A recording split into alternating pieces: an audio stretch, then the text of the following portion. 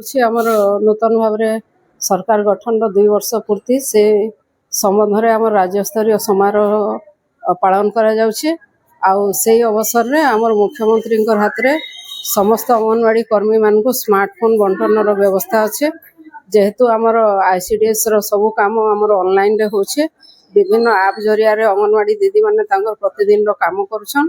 ଆଉ ସେମାନଙ୍କର କାମକେ ସହଜ କରବାର୍ ଲାଗି ନୂତନ ଭାବରେ ସବୁ ଅଙ୍ଗନବାଡ଼ି କର୍ମୀମାନଙ୍କୁ ଆମର ସରକାରଙ୍କ ତରଫରୁ ସ୍ମାର୍ଟଫୋନ୍ ଦେବାର ବ୍ୟବସ୍ଥା ହେଇছে।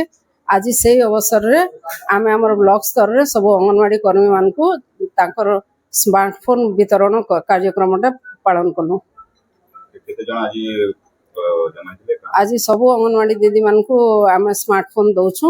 ତାର ସହିତ ଆମର ଯେନ୍ ସୁପରଭାଇଜର ଦିଦିମାନେ ଅଛନ୍ ଆଉ ଆମର BC ପୋଷଣ ଯେନ୍ ମାନେ କି ଆପ୍ ଜରିଆରେ ସ୍ମାର୍ଟଫୋନ୍ ଜରିଆରେ ସେମାନେ ସବୁ ବିଭିନ୍ନ କାମର ତଦାରଖ ବି କରୁଛନ୍। ଅଙ୍ଗନବାଡ଼ି ଦିଦିମାନେ ଯାହା ରିପୋର୍ଟ ଦଉଛନ୍ ସେଟାକୁ ଆମେ ତଳ ସ୍ତରରୁ ସୁପରଭାଇଜର ଲେଭେଲ ତକ୍ ସମସ୍ତେ ଯେନ୍ତା ତାର ତଦାରଖ କରିପାରିବେ, ଯାହା କାମ ହଉଛେ ତାର ରିପୋର୍ଟ ଦେଇପାରିବେ, ସେଥିଲାଗି ବୋଲିକିରି ସମସ୍ତଙ୍କୁ ସ୍ମାର୍ଟଫୋନ୍ ଦେବାର ବ୍ୟବସ୍ଥା କରୁଛୁ।